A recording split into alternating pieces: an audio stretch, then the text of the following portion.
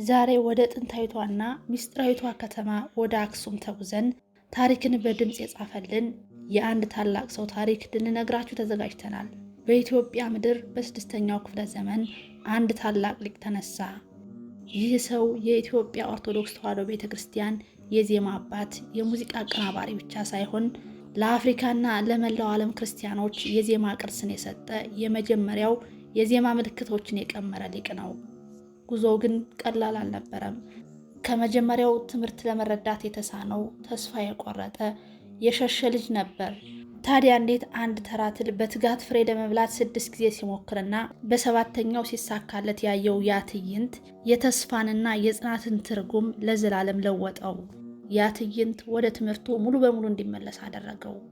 ከዚያም ያ ሰማያዊ ድምፅ፣ ያ ልብን የሚሰረስር ዜማን ደርሷል። ይህ የቅዱስ ያሬድ ታሪክ ነው። እስከ መጨረሻው አብራችሁን ቆዩ። ለቻናላችን አዲስ ከሆናችሁ ሰብስክራይብ ማድረግን አትርሱ። ቅዱስ ያሬድ የተወለደው ሚያዝያ 5 ቀን በ505 ዓ.ም በአክሱም ከተማ ከአባቱ ከይስሐቅና ከእናቱ ከታውክሊያ ነበር። ሆኖም በተወለደ በ7 ዓመቱ አባቱ ስለሞተ እናቱ ለአጎቱ ለጌዲዮን እንዲያሳድገውና እንዲያስተምረው አደራ ሰጠችው። ቅዱስ ያሬድ ግን በመጀመሪያ ትምህርት ሊገባው አልቻለም። ከዕለታት በአንድ ቀን መምህር ጌዲዮን ያሬድን ሲገርፈው በምሬት አለቀሰ። ማይችራህ ወደምትባል ቦታ ተጓዘ። በመንገድ ላይ ሳለ ውሃ ስለጠማው በዚያች ስፍራ ካለች ምንጭ ውሃ ጠጥቶ በዛፍ ስር ላይ ለማረፍ ቁጭ አለ። ወደ ላይ በሚመለከትበት ጊዜ ከዛፍ ላይ አንዲት ትል ፍሬ ለመብላት ከታች ወደ ላይ ስትወጣ ስትወርድ ተመለከተ። እሱም ትኩር ብሎ አያት። ትሏም 6 ጊዜ ያለ መሰልቸት ከወጣች ከወረደች በኋላ በ7ኛው ፍሬ ካለበት መድረስ ቻለች። ፍሬውንም መብላት ጀመረች። በዚያ ወቅት ቅዱስ ያሬድም አሰበ፣ እንዲህም አለ፣ ይህች ትል ፍሬን ለመብላት እንዲህ ከታገሰች እኔም እኮ ትምህርት ለመማር ብታገስ እግዚአብሔር አምላክ ይገልጽልኛል አለ። ወደ ጉባኤውም ተመልሶ መምህሩን ይቅርታ ከጠየቀ በኋላ መማር ጀመረ። እግዚአብሔር አምላክም መጻሕፍትንና የሊቃውንት መጻሕፍትን እንዲሁም ሌሎች ቤተክርስቲያን የተቀበለቻቸውን የቅዱሳን መጻሕፍትን ምስጢር ገለጸለት። መምህር ጌዲዮን ሲሞት የእሱን ቦታ ተረክቦ ማስተማር ቀጠለ። በ530 ዓ.ም ህዳር 6 ቀን ወደ ሰማይ ተነጠቀ።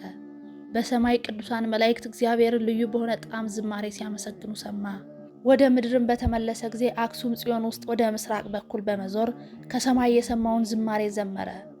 ዝማሬውንም አርያም ብለው ሰየሙት። በዚሁም በ538 ዓ.ም ቅዱስ ያሬድ መሐሌትን ጀመረ።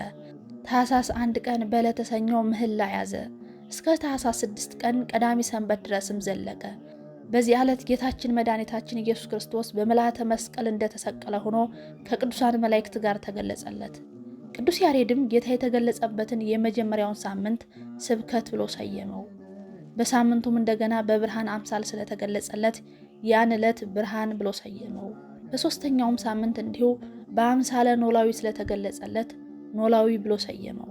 በመጨረሻም ሳምንት በአምሳለ መራዊ ሲገለጽለት ዕለቱን መርዓዊ ብሎ ሰየመው።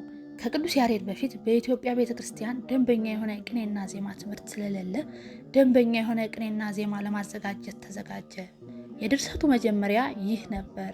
ሃሌሉያ ለአብ፣ ሃሌሉያ ለወልድ፣ ሃሌሉያ ለመንፈስ ቅዱስ፣ ቀዳሚሃ ለጽዮን ሰማየ ሳረረ ወበዳግም አርአዩ ለሙሴ ከመይገብር ግብራ ለደብተራ ብሎ ከነበሩት ከብሉይና ከአዲስ ሊቃውንት አንዱ እሱ ስለነበርና ለኢትዮጵያ ቤተክርስቲያን ብዙ ሐሳብ ስለነበረው ከብሉይና ከአዲስ ከሊቃውንት መጽሐፍ ከአትናቴዎስና ከነቄርሎስ ከነ ዮሐንስ አፈወርቅ መጽሐፍት ለምስጋናና ለጸሎት የተስማማውን ቃላት እየመረጠና እያቃና በ4ቱ ክፍለ ዘመን በመጸውና በአጋይ በጸደይና በክረምት እንዲነገር አድርጎ ወስኖ አዘጋጀ። የድርሰቱ ስምም ድጓ ተባለ። ድጓ ማለት በአክሱምና በአድዋ ቋንቋ ድጓ ማለት መዝሙረ ሐዘን፣ የሐዘን ዜማ ማለት ነው። የዜማውን አይነት በ3 ክፍል ወስኖ ተናግሮታል። እነሱም ግዕዝ፣ እዝል፣ አራራይ ይባላሉ። ግዕዝ ማለት አንደኛ መጀመሪያ የተገኘ ማለት ነው። እዝል ማለት ሁለተኛ ሆኖ ከግዕዙ ጋር ተደርቦ ተጨምሮ የሚነገር ማለት ነው። አራራይ ማለት 3ኛ ተጨማሪ ሆኖ ርኅራኄ፣ አሳዛኝ፣ ልብን የሚመስጥና ደስ የሚያሰኝ ማለት ነው። የቅዱስ ያሬድ ድርሰቶች አንደኛ ድጓ። ድጓ የሚለው ስያሜውን ያገኘበት ምክንያት የዓመቱ በዓላትና የሳምንቱ መዝሙራት ተሰብስበውና ተከማችተው ስለሚገኙ ነው። ድጓ ከብሉይ ከሐዲስና ከአዋልድ መጽሐፍት ስለሚጠቅስ የጌታችን የኢየሱስ ክርስቶስን የእመቤታችን የድንግል ማርያምን የመላእክትን የነቢያትንና የሐዋርያትን የጻድቃንንና የሰማዕታትን ክብር ይናገራል። ሁለተኛ ጾመ ድጓ፣ ይህ በአብይ ጾም ወቅት የሚዘመር መዝሙር ነው።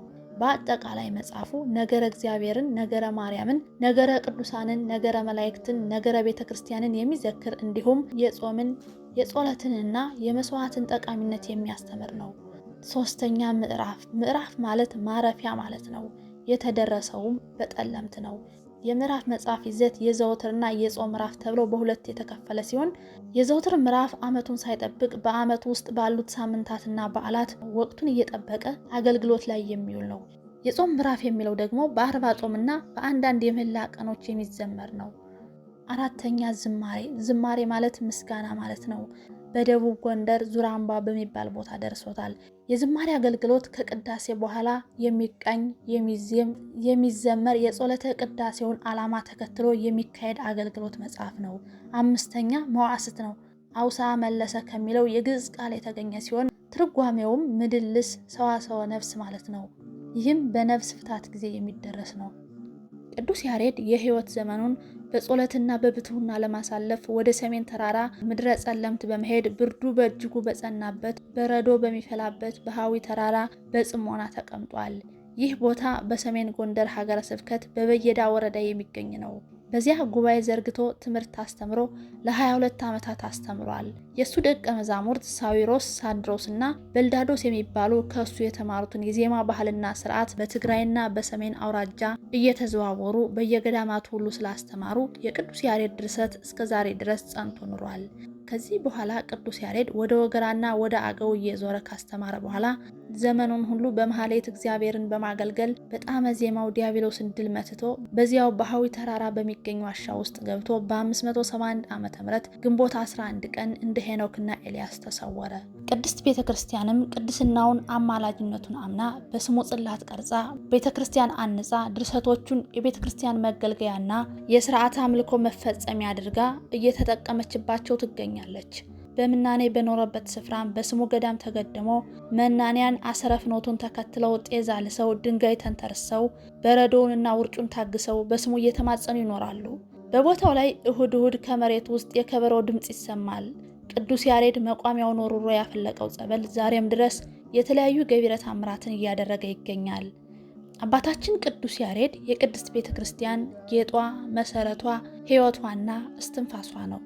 ቅዱስ ያሬድ አክሱም ጽዮንን እየተሳለመ ሳለ ክብርት እመቤታችን ለቅዱስ ያሬድ ተገልጣለት ቅዱስ ኤፍሬምንና ቅዱስ አባ ሕርያቆስን በአካለ ነፍስ አምጣ ድርሰታቸውንና ቅዳሴያቸውን እንዲያሰሙት በማድረግ ቅዱስ ያሬድም ዜማውን እንዲደርስ አድርገዋለች። ሁለቱንም ታላላቅ ቅዱሳን ነጥቃ ወደ ቅዱስ ያሬድ ካመጣቻቸው በኋላ አንተ ውዳሴን አንተ ቅዳሴን ነግራችሁ በዜማ ያድርስ ብላቸው እነሱም ለቅዱስ ያሬድ ነግረውት በዜማ ደርሶታል። ቅዱስ ያሬድም በመልኩ እያደረገ ዜማውን ደረሰው። ዜማውንም ሲጨርስ የብርሃን እናቱን ማምላክ በያዘችው ብርሃን ባርከው ተስፋውን ነግረው አረገች። ቅዱስ ያሬድም እንደነ ሄኖክና እንደነ ኤልያስ ሞትን ሳያይ የተሰወረ የቅድስት ቤተ ክርስቲያን ሙሉ አካሏና ብርሃኗ የሆነ የቅዱስ ያሬድ የከበረች በረከቱ ትደርብን፣ በጸሎቱ ይማረን፣ አሜን።